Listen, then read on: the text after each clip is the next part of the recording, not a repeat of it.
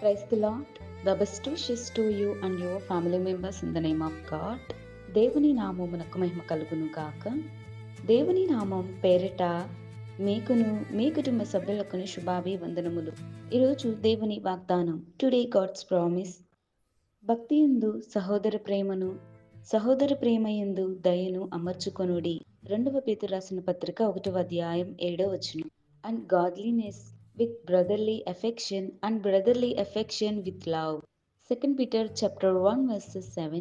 క్రీస్తునందున్న ప్రియమైన సహోదరి సహోదరులారా, ఈ ఉదయకాల సమయమున దేవుడు నీతో నాతో మరి మనందరితో కూడా మాట్లాడుతున్నాడు. చూడండి, భక్తి యందు సహోదర ప్రేమ యందు దయను అమర్చుకొనుడని దేవుడు ఈ రోజున మనందరితో కూడా మాట్లాడుతున్నాడు. చూడండి, మన ఇంటిలో ఉన్నటువంటి మన యొక్క సహోదరుల మీద మనము ప్రేమను కలిగి ఉండాలి, దయను కలిగి ఉండాలి. వారితో అసూయ కానీ, భేదం చూపించడం, కుట్రలు పన్నడం, ఇటువంటి చెడ్డ లక్షణాలను కలిగి ఉండకుండా దేవుడు దయచేసినటువంటి ప్రేమ, జాలి, దయ, కరుణ ఇవన్నీ కూడా మనము అమర్చుకోవాలి. మన హృదయంలోనికి వాటికి చోటు ఇవ్వాలి. మనము మారు మనసు పొంది దేవుని భయము కలిగి, దేవుని భక్తి కలిగి, దేవుడు చూపినటువంటి మార్గమును మనం కలిగి, మన తోటి వారితోనూ మంచి నడవడికతో నడిచి దయను, ప్రేమను మనం పొందుకోవాలి. అప్పుడు సంతోషంతోనూ ఆనందంతోనూ ఉంటారు. మరి ఆనాడు కయ్యేను హేబేలు మీద క్రూరమైనటువంటి పన్నాగం పన్ని తన తమ్ముడిని చంపేశాడు.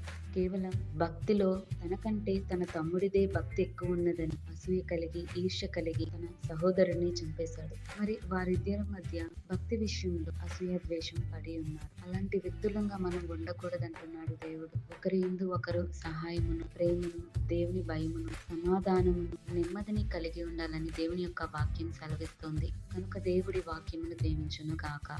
ప్రార్థన. ప్రేమ కలిగిన తండ్రి, దయగల దేవా, నీ పరిశుద్ధమైన పాదమునకు స్తుతులు, స్తోత్రాలు. తండ్రి, ఉదయకాల సమయంలో దేవా, మా తోటి వారి పట్ల, మా సహోదరుల పట్ల మేము ప్రేమను, దయను మేము పొందుకోవాలి. అట్టి లక్షణాలను కూడా మేము అమర్చుకోవాలి. సమాధానంతోనూ ఒకరి యందు ఒకరు దయను, ప్రేమను కలిగి ఉండేలాగా సహాయం దయచేయండి. ప్రభా, నిన్ను ఆరాధించే విషయంలో కానీ, ప్రభా నిన్ను స్తుతించే విషయంలో నీ యందు భయభక్తులు కలిగి ఉండే అట్టి కృప దయచేయండి. నాకు నీ వాక్యం వింటున్న ప్రతి ఒక్కరికి తండ్రి, నీ ప్రేమ, నీ దయ, నీ జాలి, నీ కరుణ అందరికీ దయచేయమని యేసయ్య నామమున ప్రార్థిస్తున్నాను తండ్రి. ఆమేన్.